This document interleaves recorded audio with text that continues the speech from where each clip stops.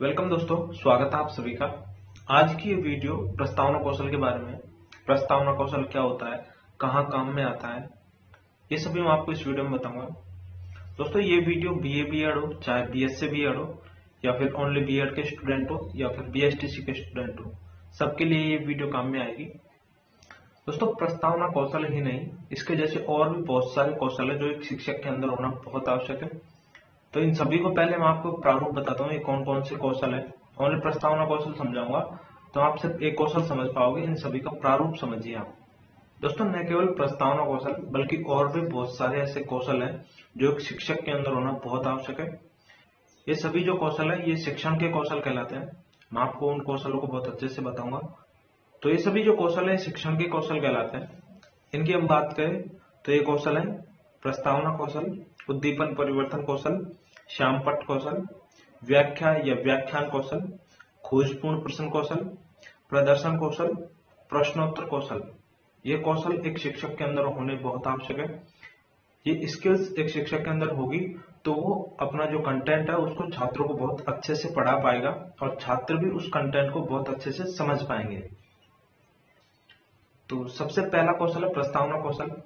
प्रस्तावना कौशल का मेन उद्देश्य होता है छात्रों के पूर्व ज्ञान की जांच करना।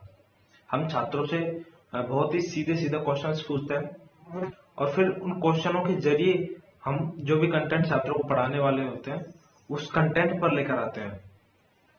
प्रस्तावना कौशल के क्वेश्चनों की संख्या कम से कम 4 होती है। 4 से ज्यादा भी आप प्रस्तावना कौशल के क्वेश्चंस बना सकते हैं। अब इनके कुछ नियम होते हैं, जैसे कि आप 4 क्वेश्चन बना रहे हो तो जो टॉपिक आप पढ़ाने जा रहे हो उस टॉपिक का नाम पहले और दूसरे क्वेश्चन में नहीं आना चाहिए। तीसरे क्वेश्चन में उस टॉपिक का नाम आना चाहिए और चौथे क्वेश्चन का आंसर छात्र दे नहीं सके। छात्रों के लिए एक समस्यात्मक क्वेश्चन होना चाहिए। जब 3 क्वेश्चंस का आंसर छात्र दे देते हैं तो उनके मन में कॉन्फिडेंस आ जाता है कि जो कंटेंट हम पढ़ने जा रहे हैं, जो टॉपिक टीचर हमें पढ़ाएगा वो हमें पहले से ही आता है। तो छात्र कंटेंट को बहुत ही रुचिपूर्ण तरीके से पढ़ेंगे। तो प्रस्तावना कौशल बहुत जरूरी होता है और इसके क्वेश्चंस आप जितने अच्छे बनाओगे छात्र पढ़ने में उतना ही रुचि लेगा। तो ये प्रस्तावना कौशल होता है। अब मैंने आपको ये तो बता दिया कि प्रस्तावना कौशल क्या होता है, लेकिन अब आप इसको एक एग्जाम्पल से समझिए।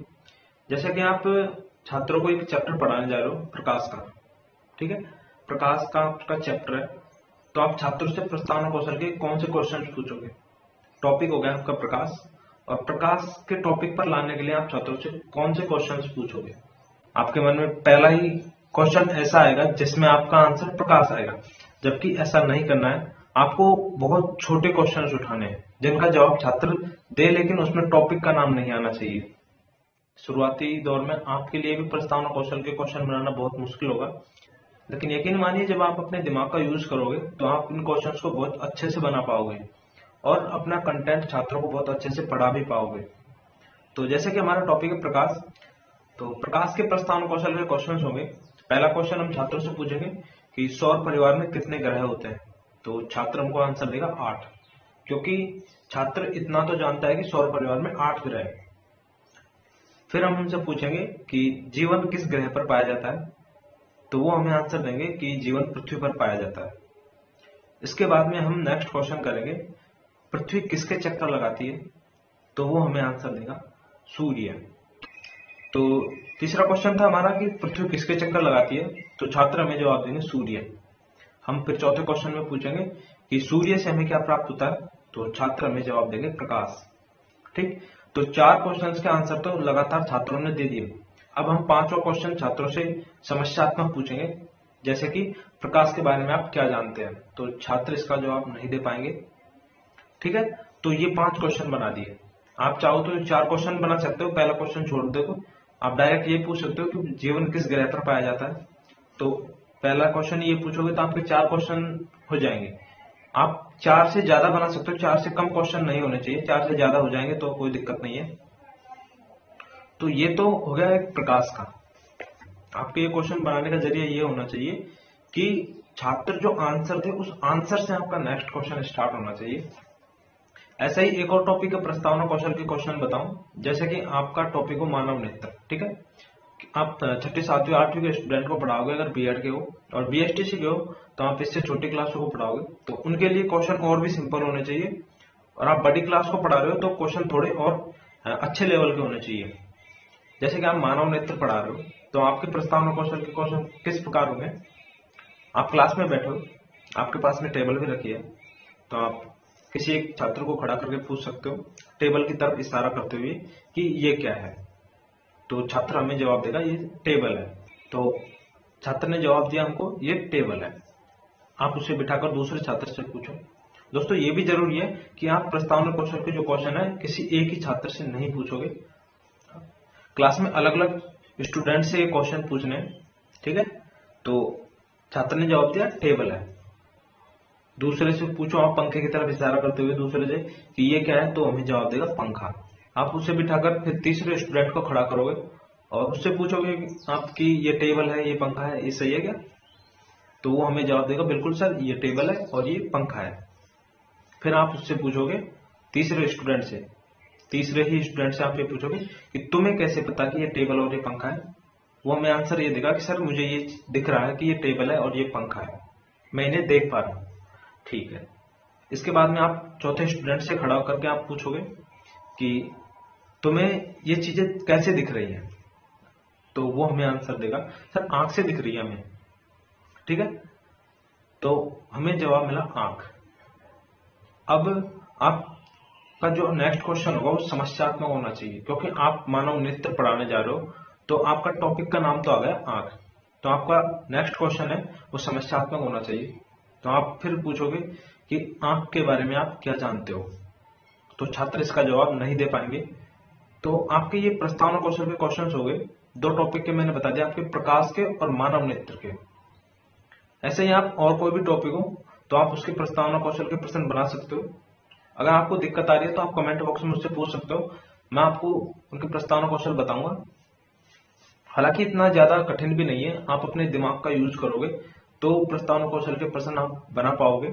आपको ये चीज देखनी है कि जो भी टॉपिक आप पढ़ाने जा रहे हो वो नॉर्मल लाइफ में कहाँ काम में आ रही है, छोटे से छोटे स्तर पे देखना है कि वो कहाँ काम में आ रही है। तो ऐसे प्रस्तावना कौशल के प्रश्न आपको बनाने हैं। ऐसे ही एक और टॉपिक ले लेते हैं जिसके प्रस्तावना कौशल के प्रश्न और समझ लो। आपको ये उदाहरण देकर मैं बता रहा हूँ, आपको भी ऐसे ही प्रस्तावना कौशल के प्रश्न बनाने हैं, तो आप अपने दिमाग को यूज करना सीखो।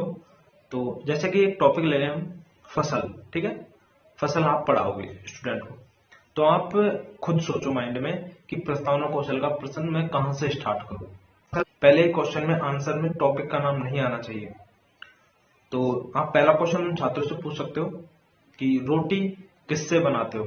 अब मैंने ये क्वेश्चन बोला तो आपके माइंड में भी ये चीज आ गई कि हाँ ये क्वेश्चन से फसल टॉपिक आ जाएगी।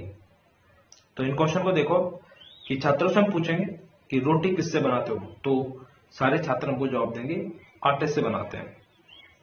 फिर आप नेक्स्ट क्वेश्चन उनसे पूछोगे कि आटा किससे प्राप्त होता है, तो वो हमें आंसर में देगा सर अनाज से प्राप्त होता है। अब आपका चौथा क्वेश्चन होगा कि अनाज हमें कहां से प्राप्त होता है, अनाज हमें कैसे प्राप्त होता है या कहां से प्राप्त होता है। तो छात्र हमें जवाब देंगे सर फसल बोते हैं और फसल से हमें अनाज मिलता है। तो आपका चौथे क्वेश्चन में आपका टॉपिक का नाम आ गया फसल। अब आप पांचवा क्वेश्चन उनसे समस्यात्मक पूछो कि फसल के बारे में आप क्या जानते हो, तो छात्र इसका जवाब नहीं दे पाएंगे। तो पांचवा क्वेश्चन छात्रों के लिए समस्यात्मक हो गया।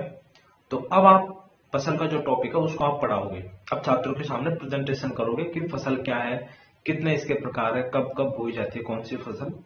ठीक है, ऐसे ही एक और टॉपिक ले लेते हैं जल। तो जल के प्रस्तावना कौशल के प्रश्न आप कैसे बनाओगे। आप उनसे पहला क्वेश्चन ये पूछ सकते हो कि किसी स्थान विशेष की अल्पकालीन दशाओं को क्या कहेंगे। तो छात्र में ये जवाब दे देगा कि मौसम। आप छठी सातवीं आठवीं के स्टूडेंट को पढ़ाओगे तो छात्र इतना तो जानते हैं कि मौसम किसे कहते हैं और जलवायु किसे कहते हैं। तो आप डेफिनेशन देकर पूछोगे तो वो हमें आंसर देगा मौसम। आपका नेक्स्ट क्वेश्चन उनसे होगा कि मौसम कौन कौन से हैं, तो छात्र में ये आंसर देगा कि सर्दी गर्मी और वर्षा के मौसम होते हैं। फिर आप तीसरा क्वेश्चन पूछोगे वर्षा से हमें क्या प्राप्त होता है, तो छात्र में जवाब देगा जल।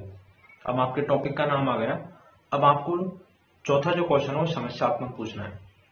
तो आप उनसे पूछो कि जल के बारे में आप क्या जानते हो, तो छात्र इसका जवाब नहीं दे पाएंगे। तो जब छात्रों के लिए क्वेश्चन समस्यात्मक हो जाएगा तो आप फिर प्रेजेंटेशन करोगे, तो आप छात्रों से कहोगे आज हम जल के बारे में पढ़ेंगे और पृथ्वी पर कितना जल पाया जाता है, मीठा है, खारा है, ये सभी आप प्रेजेंटेशन में बताओगे। तो आप इस चीज को समझ गए कि प्रस्तावना कौशल के प्रश्न हम बनाते कैसे हैं। ये क्वेश्चन का मेन उद्देश्य होता है छात्रों के पूर्व ज्ञान की जांच करना। छात्रों के पूर्व ज्ञान की जांच करो और धीरे धीरे उनको टॉपिक पर लेकर आओ, जिससे वो टॉपिक जो बहुत ही इंटरेस्टिंग हो जाए। इसके बाद में नेक्स्ट उद्देश्य हमारा उद्दीपन परिवर्तन। उद्दीपन परिवर्तन क्या होता है? शिक्षक छात्रों का ध्यान पाठ्य वस्तु पर केंद्रित करने के लिए विभिन्न प्रकार के उद्दीपकों का सहारा लेता है, जैसे कक्षा में चलना, हाथों से समझाना, विषय वस्तु पर चर्चा करके, और ऐसा करके वह पाठ को प्रभावशील बनाता है। और इस कौशल को उद्दीपन परिवर्तन कौशल कहते हैं। उद्दीपन परिवर्तन का होना भी कक्षा में बहुत जरूरी होता है। कोई भी टॉपिक हम पढ़ाते हैं तो उसको समझाते हैं, तो समझाने के लिए हम अपने हाथों से भी बहुत सी एक्टिविटियां करते हैं, ठीक है। तो ये सभी एक्टिविटियां होना बहुत जरूरी है। कक्षा में घूमते रहना चाहिए, ये भी बहुत जरूरी है। कक्षा में चलते रहोगे तो सारे छात्रों का ध्यान आपकी ओर रहेगा। अगला कौशल है हमारा श्यामपट्ट कौशल, ब्लैक बोर्ड स्किल। अब ये कौशल भी एक शिक्षक के अंदर होना बहुत जरूरी होता है। श्यामपट्ट कौशल में क्या क्या आता है कि आपको साफ लिखना आना चाहिए बोर्ड पर। अक्सर है जो आप मीडियम साइज के बनाओगे, नहीं तो ज़्यादा मोटे बनाने हैं, नहीं ज़्यादा छोटे बनाने हैं। आप बोर्ड पर जो भी दिनांक, कालांश, विषय, ये सब चीज़ें लिखी हुई थी, ये सभी आपको फिल करनी है। और जब आप बोर्ड को साफ कर रहे हो तो बोर्ड को साफ करने का भी एक तरीका होता है। अप टू डाउन डस्टर से साफ कीजिए, न कि लेफ्ट टू राइट। और लिखते समय हमेशा 45 डिग्री का एंगल बनाकर लिखिए, क्योंकि अगर आप 45 डिग्री का एंगल नहीं बनाओगे तो क्लास में बैठे सभी छात्रों को आप जो ब्लैक बोर्ड पर लिख रहे हो वो नहीं दिखेगा। तो ये श्यामपट्ट के कौशल है, ये एक शिक्षक के अंदर होना बहुत जरूरी होता है। इसके बाद में नेक्स्ट कौशल है व्याख्या या व्याख्यान कौशल। व्याख्या या व्याख्यान, तो कक्षा में टीचर को दोनों ही चीजें करनी होती है, व्याख्या भी करनी पड़ती है और व्याख्यान भी करना पड़ता है। तो व्याख्या में क्या आता है कि हम एक्सप्लेन करते हैं कोई भी टॉपिक को, तो उसमें हम एग्जाम्पल को भी यूज लेते हैं, उदाहरण सहित हम उन चीज़ों को समझाते हैं। और व्याख्यान का मतलब होता है लेक्चर देना। सपोज कोई भी परिभाषा है तो आप उस परिभाषा को पढ़कर ही बोलोगे, तो ये आपने लेक्चर दे दिया बस। और एक्सप्लेनेशन करोगे तो आप उसको समझाओगे एक्सप्लेनेशन में कि ये चीज़ कैसे है, और उदाहरण भी दोगे इस चीज़ को समझाने के लिए। तो आप इसको समझ गए। व्याख्या और व्याख्यान दोनों ही शिक्षक के अंदर होना बहुत जरूरी है। अब नेक्स्ट कौशल है हमारा खोजपूर्ण प्रश्न कौशल। इसमें क्या होता है कि आपने कोई प्रश्न पूछा और उत्तर नहीं आया, तो आपको उसी समय दूसरा प्रश्न पूछना पड़ता है, जिससे कि आंसर आ सके। ये खोजपूर्ण प्रश्न कौशल आपके प्रस्तावना कौशल के क्वेश्चन पूछोगे तब भी जरूरी है। सपोज आपने प्रस्तावना कौशल का पहला ही प्रश्न ऐसा पूछ लिया जिसका आंसर छात्र नहीं दे पाए, तो आपको उसी टाइम पर और सिंपल क्वेश्चन छात्रों से पूछना है। तो आपने अपने दिमाग पर जोर डाला और सिंपल क्वेश्चन खोजा, तो ये कौशल है जो खोजपूर्ण प्रश्न कौशल में आता है। इसके बाद में नेक्स्ट स्किल है हमारी प्रदर्शन कौशल। प्रदर्शन कौशल का मतलब होता है करके दिखाना। आप जो भी टॉपिक कक्षा में पढ़ा रहे हो और उस टॉपिक में कुछ चीजें ऐसी हैं जो आपको सपोज करके दिखानी है, तो वो चीज स्टूडेंट कभी नहीं भूलेगा। तो प्रदर्शन कौशल भी होना बहुत जरूरी है। इसके बाद में हमारा जो कौशल है वो है प्रश्नोत्तर कौशल। जब कंटेंट आप पढ़ा दोगे, विषय वस्तु को आप पढ़ा दोगे छात्रों को, तो उसके बाद में आपको छात्रों से प्रश्न पूछने होते हैं, जिससे आपको भी ये पता चले कि आपने जो विषय वस्तु छात्रों को पढ़ाई है वो छात्रों के कितनी समझ में आई है। तो आपको कुछ क्वेश्चंस करने होंगे छात्रों से, और छात्र उनका जवाब देंगे, तो आपको पता लगेगा कि आपने जो चीज़ पढ़ाई है वो छात्रों को कितनी समझ में आई है। और ये जो क्वेश्चन आप पूछोगे इनका भी एक तरीका होता है, जैसे कि सबसे पहले आप वस्तुनिष्ठ क्वेश्चन पूछोगे, हाँ या ना वाले क्वेश्चन पूछोगे, अति लघुत्तरात्मक प्रश्न पूछोगे, फिर थोड़े लघुत्तरात्मक पूछोगे। तो ये जो भी कौशल है एक शिक्षक के अंदर होने चाहिए। जितने भी कौशल मैंने आपको बताए, इस सारे कौशल शिक्षक के अंदर होना बहुत जरूरी होता है। और ये कौशल अगर शिक्षक के अंदर होंगे तो जो भी विषय वस्तु क्लास में पढ़ाएगा वो विषय वस्तु छात्रों को बहुत अच्छे से समझ में आएगी। यकीन मानिए दोस्तों, जब ये कौशल आपके अंदर आ जाएंगे तो आपको भी अपने अंदर पूरा कॉन्फिडेंस आ जाएगा कि आप जो भी कंटेंट छात्रों को पढ़ाने जा रहे हो वो कंटेंट छात्रों को बहुत अच्छे से समझ में आएगा। थोड़ी मेहनत लगेगी, लेकिन इन स्किल्स का डेवलपमेंट अपने अंदर कीजिए दोस्तों। आशा करता हूँ आज की ये वीडियो आपको बहुत अच्छी लगी होगी।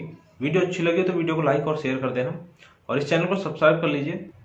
आपके अंदर कोई भी कंफ्यूजन की स्थिति हो इन कौशल को लेकर तो आप मुझे कमेंट बॉक्स में पूछ सकते हो, मैं आपका रिप्लाई करूंगा।